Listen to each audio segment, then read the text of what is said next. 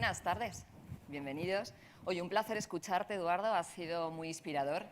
Hoy todos venimos a hablar de sueños y es que detrás de una auténtica persona de éxito, yo digo que siempre hay un gran soñador. Y es que si os fijáis en las personas que han tenido éxito, o que para vosotros sentís que han tenido éxito en la vida personal o profesional, son personas que han tenido una capacidad, y es la de visualizar en su mente, como bien nos decía Eduardo hace un ratito, la de visualizar en su mente situaciones tan retadoras y tan absolutamente motivantes que se ven atraídos hacia ellas como un imán. Y es que yo digo que los sueños son el auténtico combustible del éxito. Yo, según construía un poco el hilo de esta conversación, pensaba cuántas veces me he estado moviendo, ¿no? En la vida, he hecho muchas cosas, y cuántas veces me he estado moviendo sin parar, pero sin tener una dirección clara. Y en otros momentos de mi vida lo que me ha pasado es que tenía una dirección muy clara, pero me costaba dar ese primer paso. Yo intuyo que algunos sentís identificados, ¿no? En algunos de los dos momentos. Y es que para alcanzar nuestros sueños necesitamos dos cosas. Necesitamos primero una visión tan grande, tan retadora y tan absolutamente apasionante como podamos imaginar. Y en segundo lugar, lo que necesitamos es una acción, un primer paso, algo que nos dé la inercia y nos ponga en movimiento. Estamos cada día acostumbrados a albergar propósitos, a fijarnos objetivos y a ponernos metas, ¿verdad? Y es que esto tiene sentido, porque el tener una meta en la vida pues hace que tengamos un lugar al que llegar y además da sentido al rumbo de nuestra navegación. Y dicho un poco en nuestro lenguaje, el tener metas claras hacen que las cosas que hacemos hoy tengan sentido y además nos sirve para aceptar las circunstancias que por uno u otro motivo estemos viviendo en este momento, si soy capaz y quiero llegar a esa meta en concreto, y sobre todo el tener una meta clara y concreta lo que me permite es ser capaz de cambiarla o modificarla si siento que cuando me voy acercando, bueno, pues no es del todo la que yo quería. Y me diréis, Silvia, has empezado hablando de sueños y ahora estás hablando de metas. Efectivamente, porque yo soy más de sueños que de metas. Yo creo que es importante fijarse metas, claro que lo es. Pero a veces yo he tenido la sensación de tener las metas muy claras y, sin embargo, no sentir esa motivación, ¿no?, en mi estómago que me empuja a ir en esa dirección.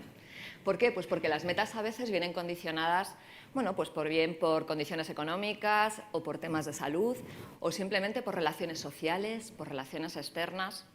En cambio, los sueños son un auténtico patrimonio personal. Los sueños son míos y dependen de mi libertad, como bien decía Eduardo. Yo puedo soñar hasta donde quiera y a lo mejor para otros mis sueños pueden ser estrafalarios o pueden ser quizá humildes o pueden ser inalcanzables, realistas. ¿Qué más dan? Si lo importante es que tengan sentido para mí. Los sueños tienen que tener sentido para la persona que los tiene. Por lo tanto, yo os invito a empezar a soñar desde hoy, pero a empezar a soñar a lo grande. Y empezar a soñar con el corazón. Empezar a escuchar ese sueño que se empieza a mover desde aquí, ¿no?, desde el estómago, y que a veces nos dice, espera, espera, no te vayas tan arriba. Sí, sí, de momento deja que tu imaginación vuele. Es muy importante soñar con el corazón, pero también es importante soñar de forma acertada. ¿Y esto qué quiere decir? Podemos hacer que nuestros sueños nos reporten un beneficio bien presente o bien en el futuro. Y para esto, además de permitirnos soñar en grande y de romper absolutamente todos nuestros límites, también sería muy interesante que lo hiciéramos con la cabeza. ¿Y con esto qué quiero decir? Que tenemos que ser capaces de situarnos en relación a nuestros sueños y ver si mi sueño está allí, ¿dónde me sitúo yo? ¿Y cuáles son las preguntas que tengo que hacerme para empezar a avanzar en esa dirección? ¿Cuáles son las herramientas de las que dispongo ya? ¿Qué me está faltando para conseguirlo? Y sobre todo, ¿cuál es el primer paso que voy a dar? Y yo inevitablemente cuando hablo del primer paso, bueno, pues invito a que entre en escena nuestro gran protagonista, que es la mente. Y cuando hablo de mente necesariamente tengo que hablar de atención, porque estamos permanentemente distraídos. Fijaros, os traigo algunos datos curiosos, sacados del entorno laboral. 3 minutos es el tiempo medio de interrupción en la oficina. Más o menos unas 30 veces por hora se mira la bandeja de entrada del correo. Y solemos tener abiertas en paralelo 8 ventanas en el ordenador. Y para mí lo más interesante de todo esto es que tardamos otros 23 minutos de promedio para volver a centrarnos en la tarea que estábamos haciendo. estamos permanentemente distraídos. Y nuestra atención, bueno, pues normalmente, hoy hablamos mucho de mente errante, ¿verdad, Chema? Estos que nos dedicamos a trabajar cosas como el mindfulness, hablamos de la mente errante. Y cuando se habla de la mente errante es una cosa muy sencilla, es que cuando tenemos un obstáculo delante que sentimos que no podemos afrontar, o cuando tenemos demasiadas tareas que hacer a la vez, o cuando quizá tengamos una información confusa y no sepamos por dónde tirar, lo que hace mi mente es que escapa, divaga, porque necesita salirse un poco de esa situación, ¿verdad? Y cuando mi mente divaga, pues se mete en un entorno muy concreto y muy divertido, ¿no? Es que empieza a estar invadida por pensamientos que tienen tres características concretas. El primero es que son pensamientos automáticos, es decir, que escapan absolutamente al control de mi voluntad. Segundo, son pensamientos que lo que quieren es, bueno, pues buscar una justificación en el presente. Nuestra mente se mueve mal en esto de la ambigüedad. Necesita respuestas y necesita respuestas que nos hagan estar en un entorno más o menos confortable. Y la tercera característica de estos pensamientos es que son pensamientos o de futuro o de pasado. Es decir, cuando los pensamientos invaden mi momento presente, desde luego mi atención ya no está aquí, sino que tiendo a preocuparme por algo que quiero alcanzar y entonces empiezo a meterme en un estado que llamamos de rumia y que generalmente me suelo enganchar con alguna preocupación de si seré o no capaz de conseguirlo. Otras veces lo que hago es que me voy hacia cosas que ocurrieron atrás y entonces empiezo a mirar, bueno, pues situaciones que ocurrieron en el pasado y tiendo a mirarlas con añoranza, con tristeza. En cualquier caso, lo que estoy haciendo es escapar de lo que está pasando en este momento. Y yo la pregunta que me hacía, digo, bueno, pero ¿cuánto tiempo más o menos estamos en este estado de mente errante? Pues ahora mismo hay bastantes estudios y en concreto hay un estudio de Harvard que nos dice que aproximadamente el 47% del tiempo de vigilia, del tiempo que estamos despiertos, lo pasamos concentrados en cualquier otra cosa que no tiene que ver con la tarea que estamos haciendo en este momento. 47% del tiempo. ¿Por qué no lo aprovechamos para soñar un futuro apasionante? Por ejemplo, entre otras cosas. Es curioso. Mi mente, además, lo que hace es que cuando está en este estado de mente errante, tiene como tres formas de divagar. Entonces, lo primero que hace es se encuentra con el reto delante, siente que el reto le supera y lo que hace es huir, escapa. El segundo, cuando siente que no puede huir y que el reto lo tiene delante y sí o sí tiene que hacer algo con él, lo que hace es que pelea con él, ¿no? Lo que quiere es eliminar al enemigo. Y hay una tercera opción y es que me paralizo. Entonces me paralizo, me siento superado y no sé muy bien qué hacer con él, ¿no? Y yo constantemente me pregunto, aprovechemos este 47% del tiempo, dediquémoslo a soñar. Entonces la ciencia nos da una alternativa fantástica y nos dice, bueno, cultiva tu atención, cultiva la atención plena. Eduardo nos hablaba de meditación. Yo voy a hablar de meditación. Lo que pasa es que a veces diré mindfulness, que no deja de ser sino atención plena, ¿no?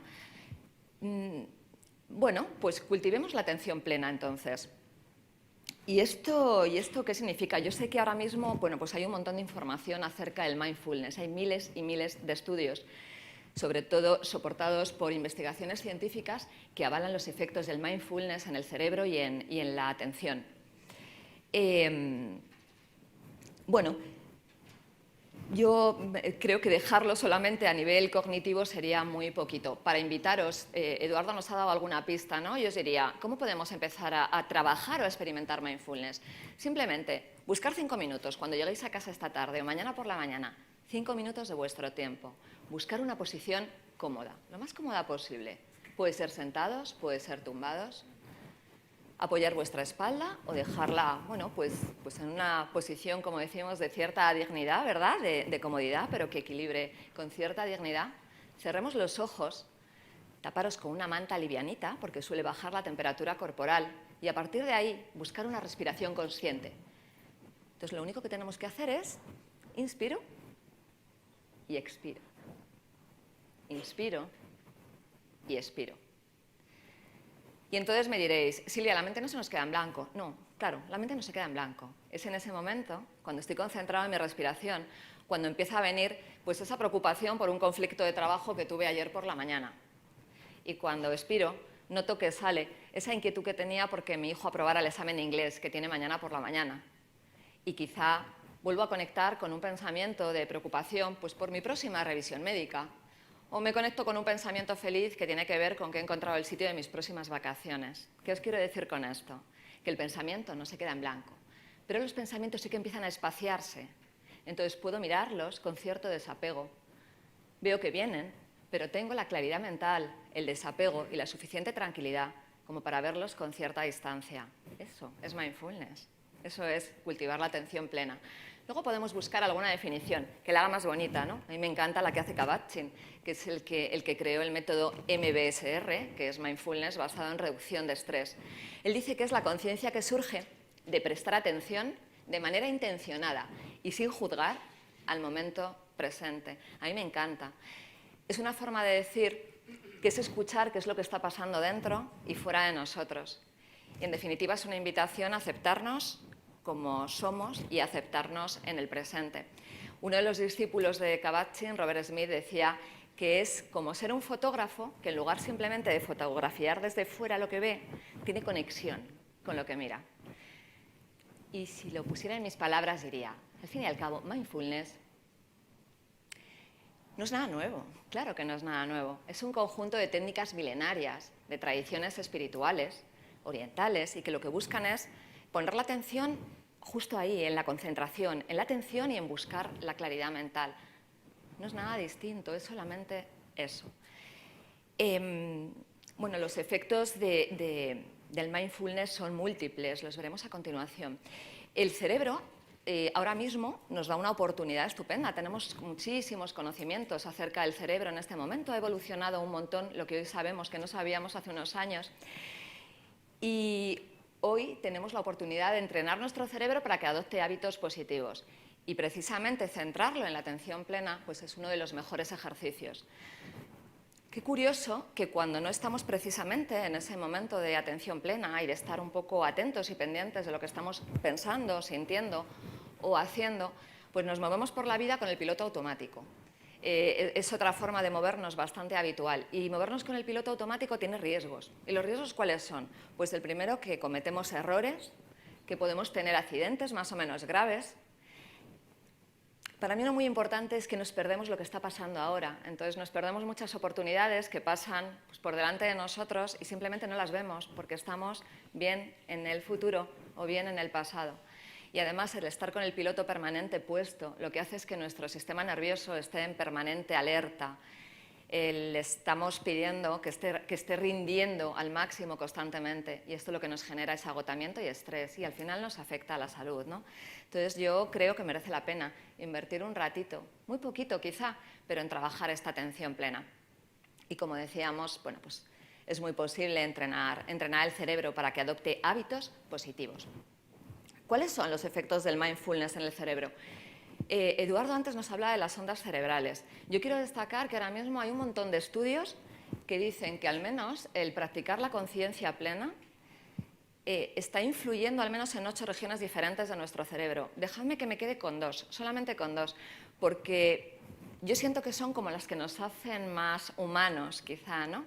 Una de ellas es la región cingulada anterior, que está justo detrás del lóbulo frontal, y que es la encargada de la autorregulación, es decir, se ha demostrado que en personas que practican la atención mental con cierta regularidad, bueno, pues hay mayor actividad en esta zona del cerebro, es decir, son personas que ante una situación de riesgo, de conflicto, son capaces de dar una respuesta mucho más equilibrada, más serena y sobre todo más consciente. Esta es la primera, la región cingulada anterior. La segunda es el hipocampo.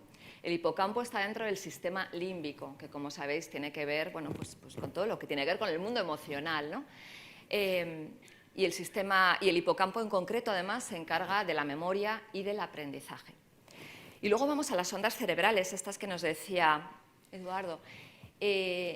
Como cualquier proceso de atención, al trabajar la conciencia plena cambian nuestras ondas cerebrales. Son impulsos eléctricos que se mueven a diferentes frecuencias y que se superponen unas sobre otras en función de la actividad que estemos haciendo en ese momento. Es verdad que cuando estamos trabajando mindfulness o atención plena, podemos conectar con ese rango que está entre los 7 y 8 hercios, entre las ondas alfa y las ondas teta, y dicen los que saben, ¿verdad?, los científicos, que es ese estado óptimo para donde nuestra mente es capaz de crear un futuro y una realidad consciente. y llegamos a este estado a través del mindfulness y de la meditación. Y finalmente conectamos con el último protagonista de la historia, que es la imaginación. Eduardo también nos lo comentaba hace un ratito. El cerebro nos da muchísimas posibilidades. Tenemos la imaginación, tenemos el poder soñar, tenemos la visualización. Y estas herramientas lo que hacen es que el cerebro se meta como en un modo de simulación experimental. ¿Qué quiero decir? Que activamos los mismos... El cerebro no distingue entre lo que es real y lo que es imaginario, por lo tanto, activa la misma corteza motora, activa los mismos ganglios basales, lo que pasa es que al final inhibe la producción del movimiento. Entonces, cuando soñamos las cosas y las cosas ocurren, no es magia, es entrenamiento.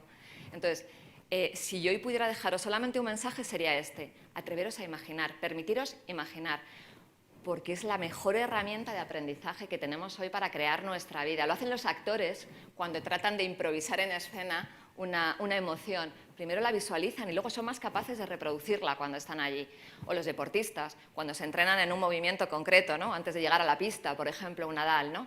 Si lo entrenas, cuando estés en esa situación será mucho más fácil que lo desarrolles. Oye, luego hay otros que deciden entrenarse en pensamientos y actitudes negativas y son fantásticos experimentando pues este tipo de actitudes negativas en la vida, ¿verdad?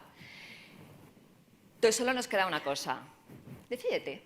Decídete a soñar y decídete a dar un paso más. Decídete a practicar solo 3 minutos de mindfulness. Fijaros, esto es un reto. 3 minutos de mindfulness al día. Puedes modificar tu estructura cerebral, tus conexiones neuronales van a empezar a hacer un entramado distinto. Y yo siento que merece la pena, porque al final pues la vida es muy corta como para esperar a que algo grande te pase, ¿no? Yo te animaría a que salieras a buscarlo y estar consciente, estar pendiente de tus pensamientos y entrenarlos para invitarlos a soñar con libertad y con imaginación y elegir la vida que quieras tener. Yo creo que eso no tiene precio. Yo he aprendido que el cerebro no tiene límites y que los límites están en las circunstancias y que soñar a lo grande te convierte en el auténtico protagonista de tu historia. Por lo tanto, nunca dejes de soñar. Muchísimas gracias.